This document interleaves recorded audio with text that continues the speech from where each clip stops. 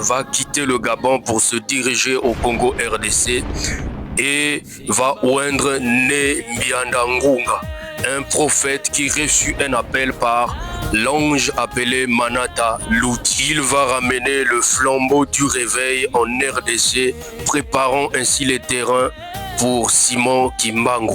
Né Mbianda-Ngunga fut un homme miracle dans un corps de chair. Après lui apparaissait le réveil de Nkamba, celui de Simon Kimbangu en 1920-1921. Connu pour ses nombreux miracles et prophéties qui ne cessent de donner vie et de s'accomplir aujourd'hui, Kimbangu fut un homme mystique reflétant la spiritualité Congo dans un corps de chair. Ensuite apparu au Cameroun un feu prophète appelé Tumba Modo Ndoko, aussi connu sous le nom de Mangilva, qui veut dire un dieu de l'âme. Il était une figure historique et spirituelle du Cameroun. Il est aussi connu pour avoir été le prophète et le chef du mouvement appelé millénariste anticolonial au nord du Cameroun et au Tchad, principalement autour de 1925-1926. Un esprit de guerre visita donc le Cameroun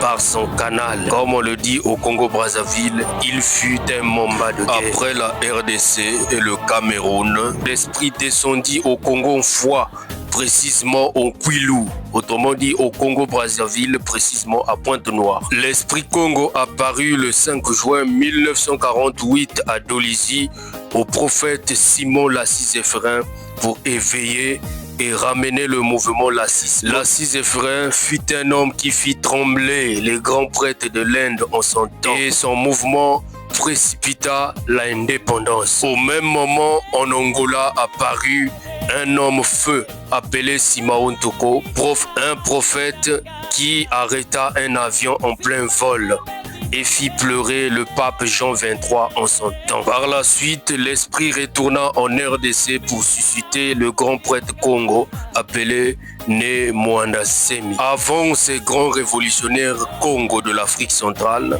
dans la terre d'Amaruka qui est actuelle Amérique, se levaient déjà au 18e et 19e siècle des grands prêtres indiens kémites comme les Sting Bull, les Geronimo, les Thames Squatawa. Des grands prêtres indiens kémites qui résistèrent à la magouille et à la colonisation des anglo-saxons. C'était Manangoya Jiraté, le grand phénix de Kam et le grand frère de tous les esprits.